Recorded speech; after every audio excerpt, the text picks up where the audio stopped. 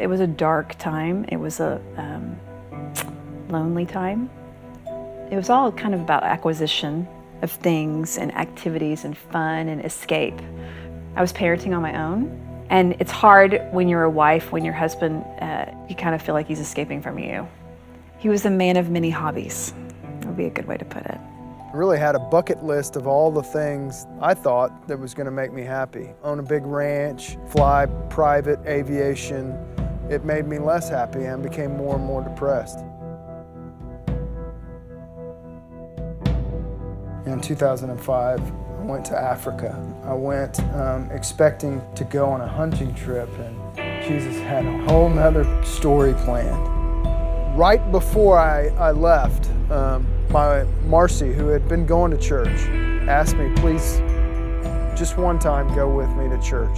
Our marriage was in the skids at that point, and so I started praying for him. So I went back home that night after that church service, and unbeknownst to Marcy, downloaded over a year's worth of podcasts. I really didn't believe that God could do a miraculous change. The 37-hour flight to South Africa, I don't know how many sermons I listened to. I thought, okay, I can pray to Jesus and he might change my husband, but I didn't really have a goal that he would change him as much as he did. So about halfway through the trip, my African guide's there, and I'm sure he thinks I'm crazy, just prayed, just said, God, I've made a wreck of my life. Whatever you want to do with my life, you've got it. Because I can't live like this. And I really realized all the sin that was in my life, what a horrible dad I was. I mean, I was just overwhelmed with needing Jesus. I mean, just needing him and calling out to him. And by God's grace, he saved me. And then when we went to the Middle East, my podcasting became, literally every single week. And I had never even set foot in Mars Hill Church. I knew every single thing that you guys had been talking about and preaching about and enjoying and celebrating. I felt like I was a member of the church or an active participant in the church, but had never been there. So we'd gather around the Apple TV, download it, and watch it. It was our gospel, our teaching, our growth for a long period of time. For every one person that calls Mars Hill Church home on a given weekend across one of our 14 churches, there's another 20 people that are podcasting it. So like this very weekend, there's 250,000 people that are podcasting it, just like Marcy and I were. We're not their local church, but we are something that is helping them, by God's grace, to grow and develop as disciples of Christ. And I want us to recognize what that extended family looks like. That extended family and that opportunity to grow the extended family is an awesome opportunity that we have and an influence that God has given us to steward. And now, after 9 trips to Africa, and most recently this last trip to Ethiopia, I see our brothers and sisters in Jesus Christ, sons and daughters of Jesus Christ. And to me, I would love for our immediate family at Mars Hill Church to see those kids as our brothers and sisters. Well, it's an amazing what God is doing in Ethiopia. And it's literally not every day that you're able to see what Jesus Christ is doing there. And the Bible college that Mars Hill is supporting and funding people that are studying the Bible, their history is an amazing history.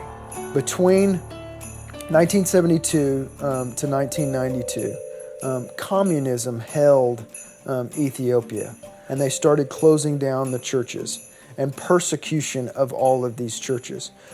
The elders, the 28 elders, were thrown in jail.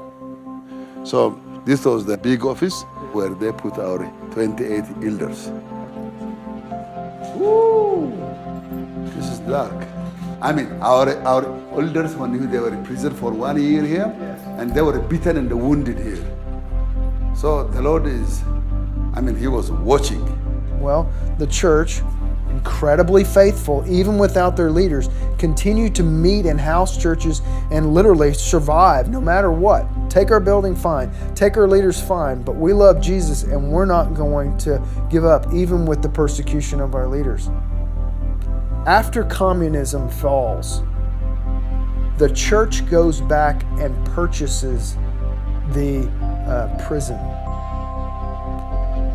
Purchases the prison, plants a church in the prison.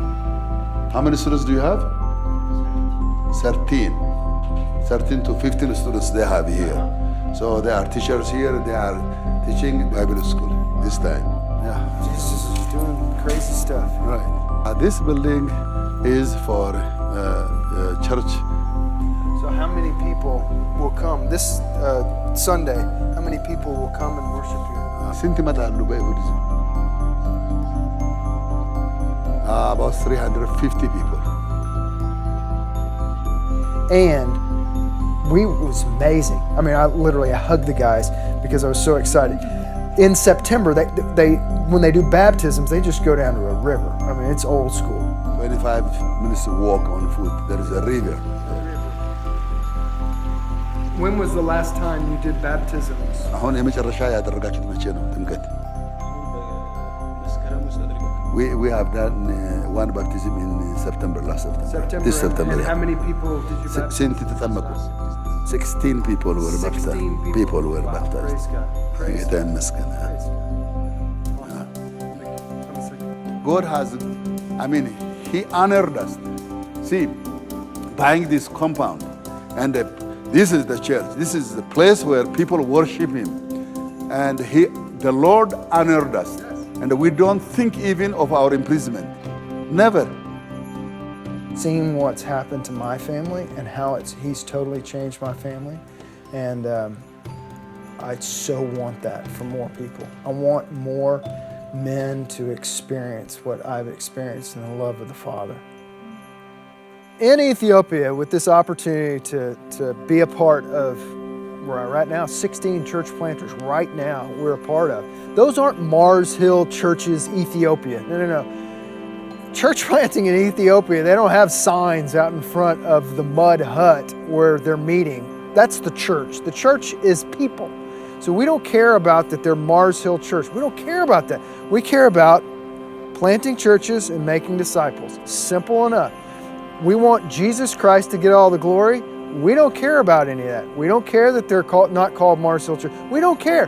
All we want is people to meet Jesus and for disciples to grow in Jesus. Those two things are what we're most focused on. So whether it's in Ethiopia, India, or it's in South America, wherever God calls us to do, we want people to make disciples and plant churches, not in the name of Mars Hill Church, but in the name of Jesus Christ.